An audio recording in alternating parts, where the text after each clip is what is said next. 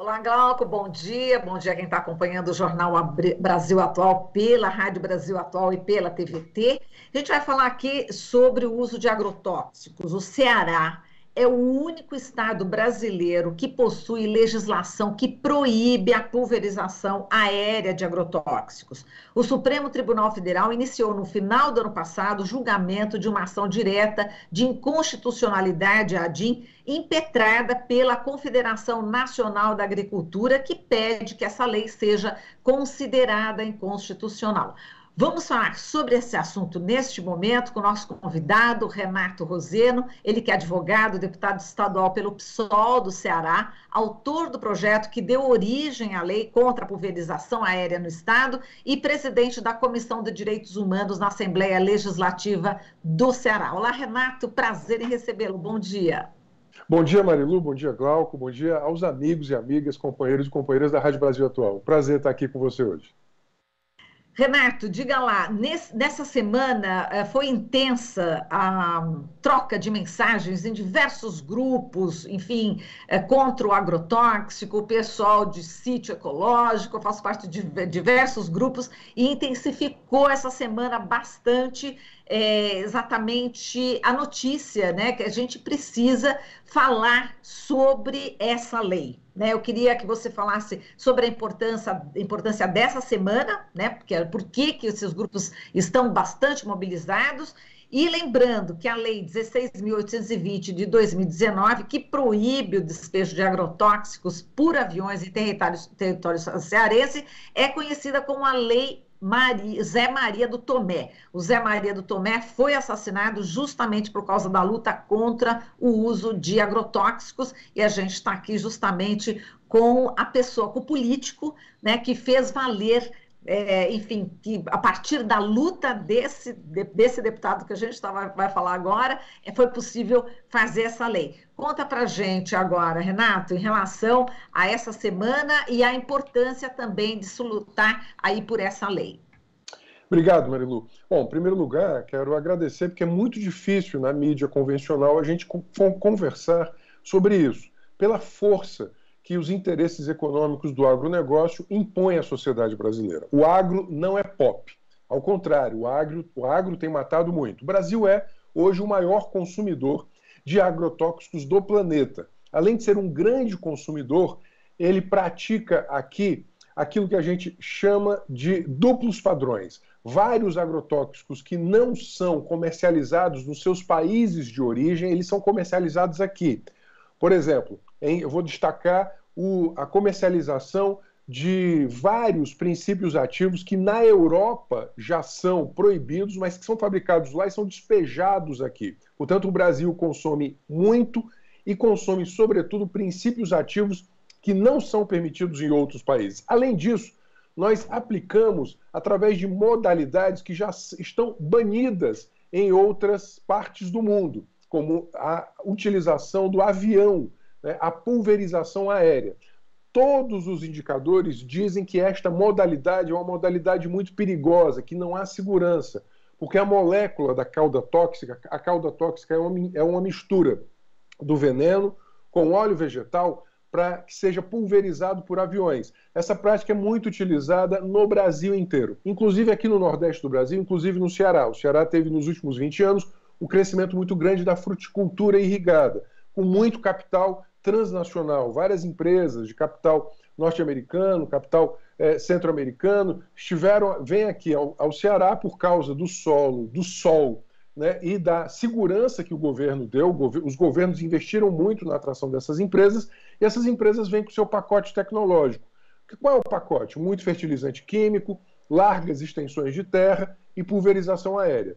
A partir de mais ou menos 15 anos atrás, começa uma luta do campesinato, dos movimentos de trabalhadores, dos ambientalistas, mas sobretudo dos pesquisadores e pesquisadoras. A gente só conseguiu banir essa prática no Ceará porque houve uma aliança muito profunda entre o movimento social do campo, o movimento social pela alimentação saudável e a pesquisa científica de boa qualidade. Isso desponta nesse movimento um camponês ambientalista absolutamente corajoso chamado Zé Maria do Tomé, que, como você falou, ele foi covardemente assassinado com 21 tiros no dia 21 de abril de 2010. Por que o agronegócio matou o Zé Maria e até hoje os mandantes não foram ao banco dos réus? Nem mandantes, nem executores.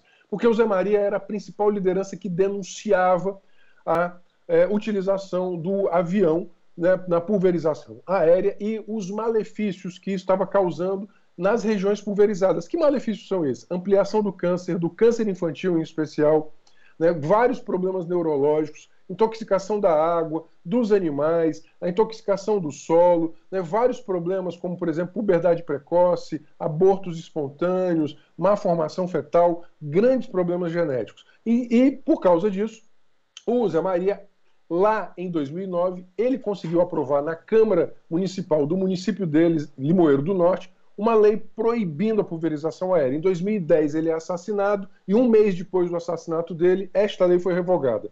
Eu tomo posse em 2015. Em 2015, esse foi o meu primeiro projeto de lei, ele ficou 4 anos tramitando. Em 2018 a gente consegue aprovar a Lei Zé Maria do Tomé, que proíbe a pulverização aérea no Ceará. Em 2019, o agronegócio começa uma batalha judicial aqui no Ceará. Fizeram 3 ações contra a lei e perderam as 3. Mas ainda em 2019, eles ingressaram no STF, é por isso que nós estamos aqui conversando. O STF está julgando agora a de 6137, a relatora deu ganho de causa a nós, ou seja, ela disse que a nossa lei é constitucional, mas o que o agronegócio quer? Ele quer derrubar a nossa lei para que nenhum outro estado tenha leis parecidas. E hoje nós temos 18 estados com parlamentares progressistas de vários partidos que já entraram com projetos de lei também proibindo a pulverização aérea nos seus estados. Nós temos 2 votos até agora. A ministra Carmen Lúcia votou a favor da lei e o ministro Fachin votou a favor da lei. O ministro Gilmar pediu vistas. Nós estamos tentando, inclusive, né, mobilizar o maior número de pesquisadores. Nós temos absoluta certeza técnico-científica daquilo que a gente está fazendo. Então, você que está nos vendo, você pode escrever aos ministros do Supremo para que na ADI 6137 ele dê constitucionalidade à Lei Zé Maria do Tomé e proíba essa prática que já é proibida em toda a Europa e em vários outros países. Aqui. Falando sobre a academia, a gente tem aqui o dossiê Abrasco, né, Renato? Exato. E a Chapada do Apodi tem um capítulo, vários, aliás, em diversos momentos, capítulos aqui importantes. E como você disse, essa questão da puberdade precoce, e é uma puberdade precoce, a gente pensa, bom, então, enfim, foi na pré-adolescência. Não, é em bebês, como você falou. E aí a gente vê mamas, né, e também pelos pubianos em bebês. Quer dizer, é alarmante o que está acontecendo, é muito grave, não é isso? Enfim, no Ceará conseguiu aí a sua lei, enfim, seu projeto conseguiu ser aprovado. Agora, em outros estados, não. Então, essa é uma luta nacional, né? Sem não dúvida, é isso? Essa luta é necessariamente nacional, né? Inclusive, por isso que nós tivemos a mobilização fundamental de Abrasco, professora Larissa Bombardi, professora Raquel Rigoto, professor Pignatti, os maiores pesquisadores e especialistas do Brasil estiveram no Ceará, estiveram aqui conosco. Nós fizemos diversas audiências públicas, o agronegócio tentou barrar isso, não conseguiu. Eles diziam, tão interessante, né, Marília? Eles diziam, essa lei é ideológica. Não, ideológico é o argumento de vocês. A melhor técnica sustenta que o nosso projeto é correto, de que esta modalidade de aplicação de agrotóxico, ela é insegura, ela causa danos à saúde, em especial da saúde infantil. Agora, a pulverização aérea se transformou também, né, Renato, numa arma, não é isso? A gente tem casos, por exemplo, contra indígenas no Mato Grosso do Sul, onde a pulverização aérea matou indígenas também. E em outros estados, em vários estados, isso está ocorrendo. Isso também é um outro ponto também importante a ser debatido, né? A pulverização aérea como arma, né, Renato? Sem dúvida, porque veja, Maranhão, Rio Grande do Sul, Pará, Mato Grosso do Sul, você teve pulverização sobre comunidades que estavam resistindo ao agronegócio. No Mato Grosso, por exemplo, você tem já registro, inclusive, de pulverização sobre escola de Fundamental 1, que é algo terrível. Aqui do lado, no Maranhão, você teve também registro de pulverização intencional sobre comunidades. Eu já estive reunido, né, aqui eu quero destacar a campanha nacional contra os agrotóxicos, liderada pelo MST, a CONTAG, né, o núcleo agrário, né, do Congresso Nacional, dos parlamentares progressistas, né, em defesa da reforma agrária e da agroecologia. Ou seja, você tem muita gente, né, você tem movimento social no campo, você tem movimento pela alimentação saudável. Eu queria destacar também aqui o papel muito importante de quem luta pela alimentação saudável, essa aliança entre campo e cidade e pesquisa. E denunciar o seguinte, que o agro, repito, ele não é pop, ele é hoje um setor econômico muito poderoso, com muito poder político. O atual governo, ele fez uma liberação indiscriminada, né, de agrotóxicos. Só nos 3 primeiros anos do governo Bolsonaro já foram mais de 1.500 agrotóxicos novos liberados, 1/3 destes banidos. Uma luta grande da gente, Marilu, também é o banimento dos banidos. A necessidade de que aquilo que já foi banido, por exemplo, os neonicotinoides, que já foram banidos na França, em toda a União Europeia, eles possam também ser banidos aqui. Mas essa é uma outra luta que a gente tem que ter. A questão central é como é que a gente garante essa conquista nesse momento. Por isso eu faço esse apelo a quem está nos escutando: escreva para os ministros do STF, escreva nas suas redes sociais. É muito importante a mobilização da sociedade em defesa da alimentação saudável e, ao mesmo tempo, que a gente faça a transição agroecológica, a transição para um modelo de alimentação saudável, desde a sua produção até o seu consumo. Repito, a pandemia, ela tem que ter aqui nos ensinado, nessa tragédia toda, alguma coisa. O que ela nos ensinou, sobretudo, é que o atual modo de produção de alimento, ele está causando uma grande doença em todo o planeta. Exato. Agora, Renato, a professora Larissa Mias Bombardi, que sempre está aqui no nosso jornal, aqui no Jornal Brasil Atual, ela lançou o Atlas Geografia e do Uso de Agrotóxicos e Conexões com a União Europeia aqui no nosso jornal. Nós fizemos aqui o Atlas radiofônico junto com ela, e ela faz esse alerta que você acabou de falar, quer dizer, é proibido lá, mas aqui na América do Sul, por exemplo, pode entrar alguns princípios ativos, né, de alguns agrotóxicos. Essa luta é importante. Agora, em relação ao agronegócio, Renato, representantes desse setor alegam aí a perda de produtividade, redução de áreas cultivadas, né, pelas frutas. Agora, dados do IBGE já contestam isso, né? Quer dizer, a produção, inclusive, tem aumentado, mesmo sem a pulverização aérea, né? O Ceará é o maior exemplo, né? Eles fizeram um verdadeiro pânico, um pânico econômico, dizendo que eu iria acabar com 2.000 empregos. Isso não é verdade, até porque não há 2.000 empregos no proletariado rural, nas grandes empresas. Inclusive, esse é um problema do modelo. O modelo deles utiliza um pacote tecnológico com muita automação que destrói, inclusive, postos de trabalho, destrói trabalho. Bom, primeiro, que não houve queda da produção. Se você pega os dados do Ceará, 19 e 20, houve aumento da produção e exportação de frutas. Hoje, o Ceará desponta como um dos maiores exportadores de fruta para a América do Norte e o mercado europeu. A questão exatamente reside sobre isso, né? Eles queriam aplicar veneno com avião porque para eles era mais lucrativo. A questão é, o que nós vamos ter como sociedade? Nós vamos querer ter um punhado de corporações lucrando mais e a vida das nossas crianças em risco? Ou nós vamos ter um modelo de produção de alimento que respeite a água, a terra, a natureza e a saúde das populações humanas? Essa é uma escolha que a sociedade tem que fazer. Eu faço a escolha pela segunda opção, da transição agroecológica. É possível produzir alimento sem agredir o meio ambiente e a saúde humana. Agora, para isso é necessário enfrentar, né, os grandes interesses do capital do agronegócio. Eu repito, ele é um setor hoje que ele é responsável por uma parte importante do PIB brasileiro, tem muito peso político e agora está aproveitando, inclusive, a oportunidade de um governo federal alinhado a eles para passar o seu pacote do veneno, a desregulamentação, a ausência de licenciamentos mais rigorosos. O Brasil, portanto, você já disse, ele já utiliza princípios ativos que não são mais utilizados no resto do mundo, já são banidos. Ele utiliza limites, a professora Larissa nos ensina muito isso, ele utiliza limites que são muito maiores do que os limites que são praticados, por exemplo, na União Europeia. Glifosato, por exemplo, aqui os limites para a aplicação de glifosato em algumas culturas chega a ser 500 vezes superior. E nós hoje estamos enfrentando um problema. A queda da produtividade está se dando pelas mudanças climáticas. A quebra da safra no Paraná e no Rio Grande do Sul se deu, sobretudo, pelas mudanças climáticas, pela ausência hoje de um regime de chuvas mais regular. Então, nós, não só em razão do tema do agrotóxico, mas agora um tema mais amplo, que é o tema da mudança climática, nós temos que encarar a necessidade de uma transição para um modelo de produção de alimentos que seja mais equilibrado, mais sustentável, mais saudável, mais ecológico. Exatamente. Só lembrando mais um dado, né, da professora Larissa Mies Bombardi, imagina, o glifosato na água que a gente consome é 5.000 vezes o limite permitido aqui no Brasil, né, 5.000 vezes mais do que na União Europeia. É um escândalo total.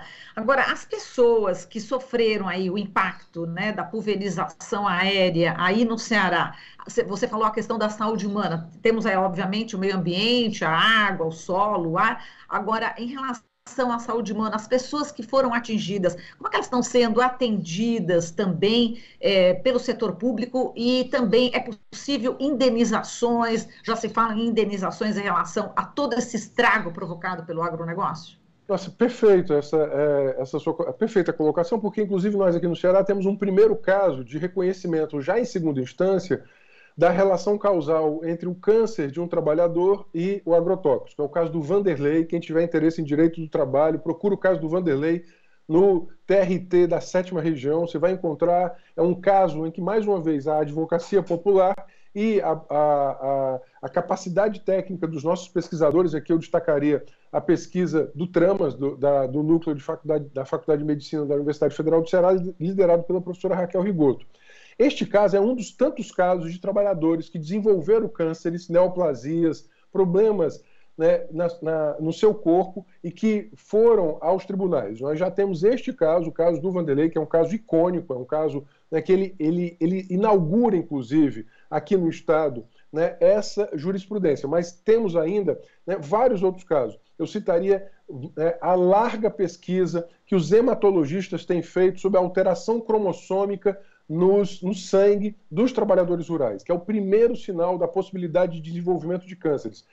Nós temos boa pesquisa aqui com médicos hematologistas que já destacaram, já constataram a alteração cromossômica. Tudo isso vai para as costas do SUS. Esse é um dado que é muito importante. Enquanto o agronegócio lucra muito, né, os efeitos negativos do agronegócio vão cair nas costas do SUS. É o SUS que vai tratar, né, esse trabalhador rural que porventura tenha desenvolvido câncer, desta criança que porventura tenha desenvolvido um problema neurológico, ou uma puberdade precoce, as questões de má formação fetal e má formação congênita. Portanto, né, acaba que há um desequilíbrio muito grande. Agora eu queria destacar que esta luta garantiu, por exemplo, que em Limoeiro do Norte, na Chapada da Pudia, terra do Zé Maria do Tomé, né, você tenha hoje um Seresta, que é um Centro de Referência em Saúde do Trabalhador e Meio Ambiente, que leva o seu nome, Seresta Zé Maria do Tomé, que hoje, inclusive, né, por, digamos assim, uma justiça do destino, é coordenado pela filha do Zé Maria, a Márcia. Marcinha é coordenadora desse Seresta, que leva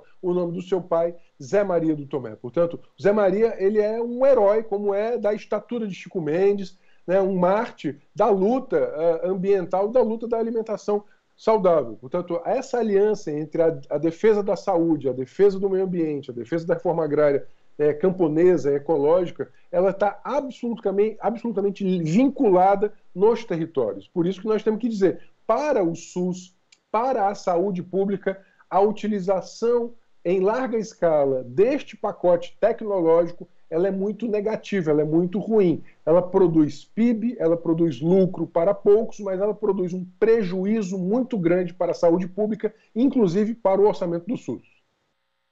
Exato, e tem muita isenção, né, o favorecimento, né, em diversas questões aí de impostos, né, e inclusive e a agricultura familiar fica desprotegida e por isso a gente não consegue ainda comprar o alimento orgânico mais barato, né, Renato? É necessário aí políticas públicas que foram destruídas aí no governo Bolsonaro, né?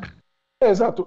Você toca em dois pontos também muito importantes. A isenção federal e estadual. Hoje o Ceará é um dos estados que também isenta agrotóxicos. Essa é uma outra luta nossa, uma luta que eu tenho feito há muito tempo. A cada ano, o estado do Ceará ele deixa de arrecadar 20 milhões de reais pela isenção de ICMS nos venenos. Ou seja, se você estiver aqui no Ceará e comprar aspirina, você vai pagar 17% de ICMS. Se você for comprar glifosato, você paga 0% de ICMS. Ou seja, o glifosato é completamente isento. Não só o glifosato, todos os agrotóxicos são completamente isentos. O Estado do Ceará ele faz essa isenção porque ele aderiu a um convênio, é um convênio nacional que isenta, né, em alguns estados até 100% do ICMS. Mas, além disso, os agrotóxicos têm isenção de IPI. Há um cálculo ainda, uma estimativa ainda que precisa ser melhor detalhada, que dá uma conta de bilhões de reais, algo como 2 bilhões de reais de isenção anual de agrotóxicos. Veja, se o Brasil é o maior consumidor de veneno do planeta e ele isenta tanto IPI como ICMS, o Brasil está deixando de arrecadar. Então, ele tem, portanto, o agronegócio ele tem subsídios bastante, né, largos, né, algo como 10-1 em relação à agricultura familiar. Você tem aí mais ou menos 180 bilhões de reais ao ano dedicados pelo governo federal ao grande agronegócio. Além de subsídios, você tem isenção fiscal, tanto em nível federal como em nível estadual, segurança hídrica, segurança de transporte, segurança logística, ou seja, você tem todo um pacote, né, fiscal e orçamentário para o agronegócio, só que quem alimenta o brasileiro é a agricultura familiar. Você que está me escutando hoje, bom, você vai comer hoje feijão com arroz. É bastante provável que você coma feijão com arroz produzido pela agricultura familiar e não pelo grande agronegócio. Por isso que é tão importante que a gente defenda a agricultura familiar, em especial a agricultura familiar de matriz agroecológica, né, e fazer essa transição. Porque, além de tudo, ela é socialmente mais justa, porque ela produz mais trabalho, ela gera mais renda distribuída, ela permite, né, que a população no campo tenha dignidade e, inclusive, permite que as novas gerações possam trabalhar no campo, porque esse é um problema hoje no Brasil contemporâneo, é a quebra da sucessão geracional. As novas gerações não conseguem trabalhar no campo, ou seja, os filhos e filhas do campesinato, da agricultura familiar, não conseguem ficar na agricultura familiar, mesmo que queiram, porque eles não têm políticas de educação, políticas de cultura, de acesso a crédito, de tecnologia socialmente robusta, que lhes permita, inclusive, permanecer na agricultura familiar, né, produzindo alimentos saudáveis e produzindo, sobretudo, um equilíbrio social e justiça social. Muito bem, a gente vai ficar de olho aí no Supremo Tribunal Federal, né, em relação a esse julgamento da ação direta de inconstitucionalidade, a de impetrada pela Confederação Nacional de Agricultura, que está pedindo que essa lei, né, exatamente, que proíbe a pulverização aérea no Ceará, seja considerada inconstitucional. Uma luta do nosso entrevistado aqui, o Renato Roseno. Renato, muitíssimo obrigada pela sua participação. A gente espera contar com você mais vezes. E a partir da sua entrevista, já anotei aqui diversas pautas, viu? Muitíssimo obrigada e espero sempre contar aí com a sua colaboração, viu, Renato? Eu estou à disposição. Essa é uma luta pela vida, pela saúde, pelo meio ambiente. Talvez seja um dos maiores desafios que a gente tenha em todo o Brasil, os movimentos sociais, CONTAG, MST, as federações, né, a campanha nacional de combate aos agrotóxicos, o peso da academia, da pesquisa. Todos nós temos que nos irmanar para que nós possamos fazer valer aquilo que todo mundo sabe. Se você é o que você come, você tem que comer coisas saudáveis para ter uma vida saudável. Isso para nós é muito importante, né? Escrevam para os ministros do Supremo, isso é super importante. E eu vou terminar com um depoimento de uma camponesa lá da Chapada do Apodi. Ela disse que essa lei, a Lei Zé Maria do Tomé, deu um alívio muito grande, porque ela não aguentava todo ano viver a chuva de veneno. E a partir disso a gente, né, inclusive montou esse slogan: chuva de veneno nunca mais. Obrigado. Muito bem, a gente que agradece, Renato. Um forte abraço para você e até a próxima. Até a próxima. Até mais. Falamos aqui com o Renato Roseno, ele é advogado, deputado estadual pelo PSOL do Ceará, autor do projeto que deu origem à lei contra a pulverização aérea no estado e é presidente da Comissão de Direitos Humanos na Assembleia Legislativa do Ceará. Você está ouvindo Jornal Brasil Atual. As notícias que os outros não dão.